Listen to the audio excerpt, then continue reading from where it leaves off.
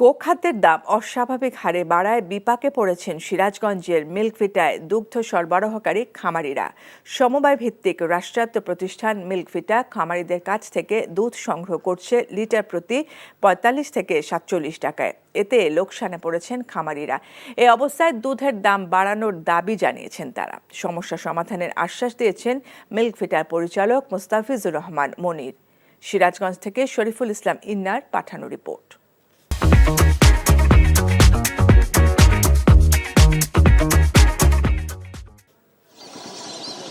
সিরাজগঞ্জের শাহজাদপুরে শত শত গো খামার গড়ে উঠেছে। প্রাকৃতিক খাবার খাওয়ানোর কারণে এ অঞ্চলে দুধের চাহিদা বেশি। এর মধ্যে বাছাইকৃত খামারিদের সাথে চুক্তি করে সমবায় ভিত্তিক রাষ্ট্রায়ত্ত প্রতিষ্ঠান মিল্কভিটা। এসব গো খামার থেকে প্রতিদিন প্রায় ৮০,০০০ লিটার দুধ সংগ্রহ করে মিল্কভিটা। বর্তমানে খামারিদের প্রতি লিটার দুধের দাম দেওয়া হচ্ছে ৩৫ থেকে ৪৭ টাকা, যা অন্যান্য দুগ্ধ সংগ্রহকারী প্রতিষ্ঠান ও খোলা বাজারের চেয়ে ৩৫ থেকে ৩৮ টাকা কম।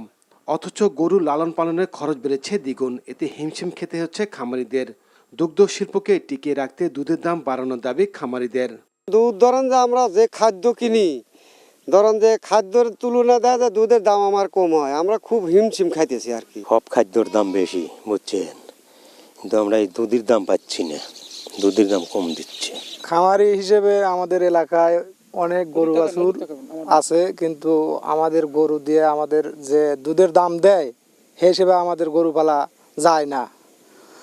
1 কেজি ভুষির দাম ৫৫-৬০ টাকা আর 1 লিটার দুধের দাম ৪৫ টাকা, সেই হিসেবে আমাদের কিছুই হয় না।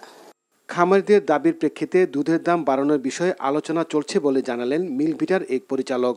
এই মিল্কভিটা একটা লোকসান প্রজেক্টে দাঁড়িয়ে আছে। সেই লোকসান প্রজেক্টটা আমরা আইডেন্টিফাই করে মিল্কভিটার দুধের দাম বাড়ানোর জন্য আমরা চিন্তা করেছি। পাশাপাশি গোখাদ্যের যে আমাদের মিল ছিল, সেই মিলটা বিগত ফ্যাসিস্ট সরকারের সে বন্ধ করে দিয়েছিল। খামারিরা দুধের দাম কম পাইত, গোখাদ্যের দাম বেশি হতো। এই ক্ষেত্রে খামারিরা লোকসানের সম্মুখীন হতো।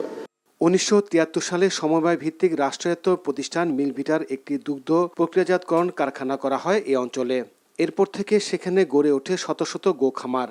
আর এখান থেকে উৎপাদিত দুধ দেশের মোট চাহিদার সিংহভাগ পূরণ করছে। NTV news desk.